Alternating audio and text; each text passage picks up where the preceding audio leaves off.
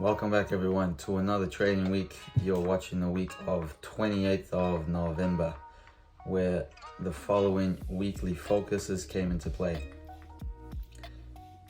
So after a little bit of contemplation, I thought that if I am to catch this piked pagan or Maras, I have to start taking it a little bit more seriously.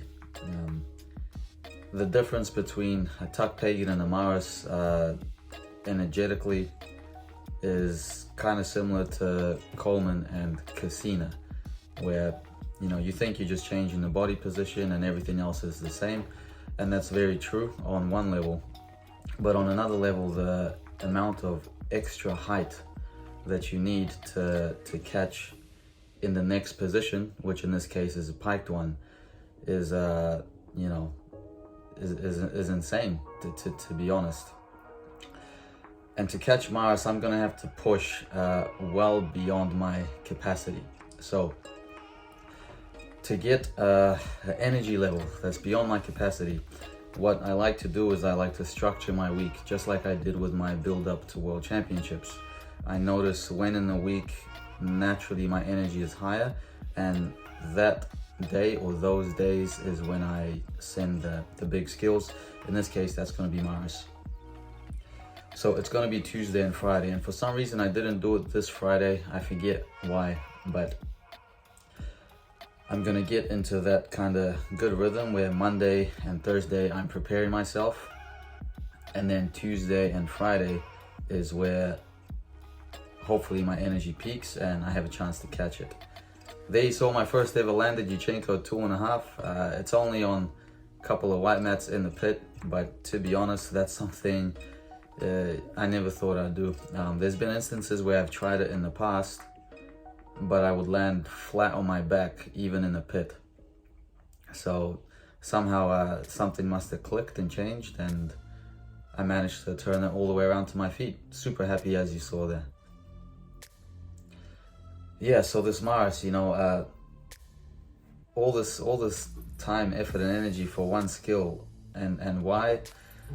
I don't know why. I just feel like releases are so, what's the word? Novel. There's like a feeling of novelty when you catch something new. It's so difficult, so there's also this massive challenge factor. And and Maras is very rare. Besides Maras himself in 2006, at a couple of 2 or 3 competitions, I've never seen anyone, including him, do it in a competition after that. Like I said in one of the last videos, I know that Carlo from Italy did catch it on one occasion. We've seen the gymnast from America, Carl Mida. He did it with an unconventional technique where he does like the dismount over the bar and catches it. So he's kind of the first to do it from that technique. You could say only Maras and Carlo, as far as we know, have caught it from the conventional technique, which is what I'm trying to do. And if you're not sure what I mean by conventional and unconventional, conventional is when you do the arch on the way down, pike through the bottom, and smash your heels over on the way up, where unconventional is to send your shoulders over the bar first, pop off the bar like you're doing your front dismount over the bar, but take it a little bit closer so that you can catch.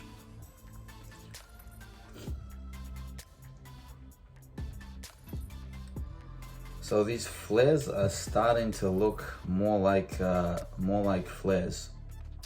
You'll notice I have lost a bit of extension since I started doing it on the flat mushroom compared to the high mushroom. But here I am about 2 weeks, I think, after this training week, and my extension has gotten better. Again, the skill is not worth anything. I'm probably never gonna use it. It's only worth value if you add like a spindle to it with your hands, outside of the handles, and that's extremely difficult. But I always struggled it with my whole life, and it's kind of cool to see what it looks like for my body, for me, to do the skill.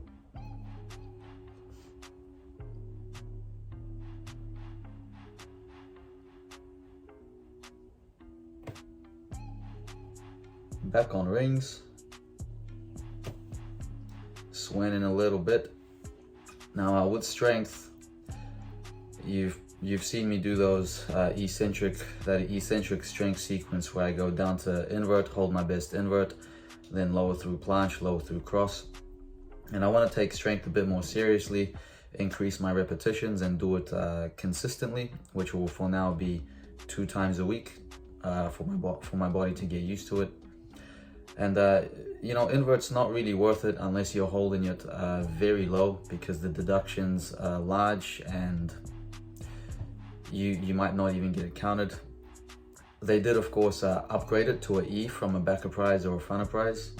So in the long run, if I am doing rings for another year or so, could be something fun to play with, to add in, if it does culminate in a nice and flat one. But what I'm noticing is when I get stronger in ring strength, I start feeling better on the other apparatus. I have a little bit more strength to work with, I suppose. So especially pommel horse and P-bars, if you're training planche on rings, you're naturally going to be stronger in the planche through the circle, or you're going to be stronger through the swing to handstand. And that's kind of my logic. Decided to take a couple of play turns to see how my how my stoop feels.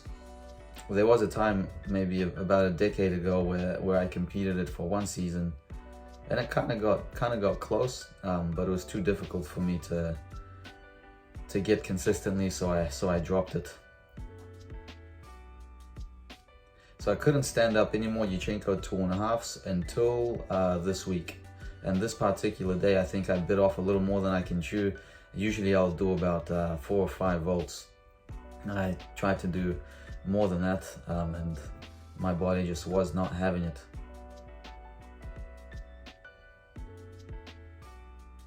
I remember I was feeling myself collapsing in the run-up before the round-off.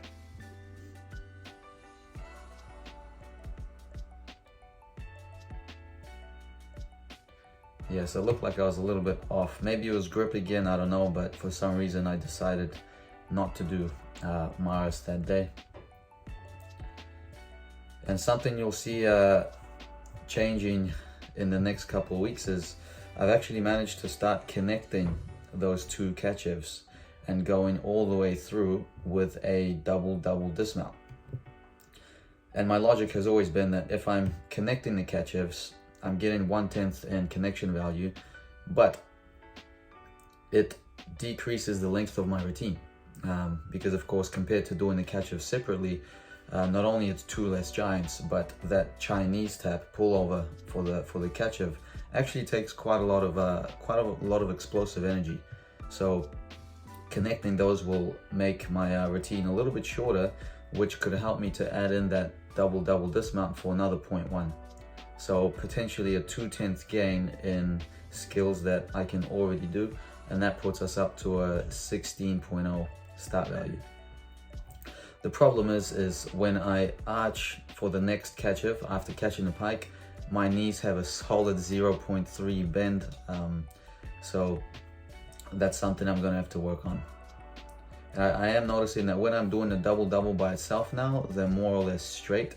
Probably invisible if I'm wearing long competition pants, but the last couple tries where I've done it in the whole sequence, they have been very bent in that dismount tap. Now if I don't get the double in, because I'm training the harder dismount, the double out full is just going to be that much easier mentally, and that much easier to straighten my knees during the tap. And a similar logic applies to vault. Am I ever going to compete Yurchenko 2.5? No, but training a harder vault will make the easier competition vault just you know, less of a big deal. And for me, vault has always been a big deal. So thank you for watching, and until next time.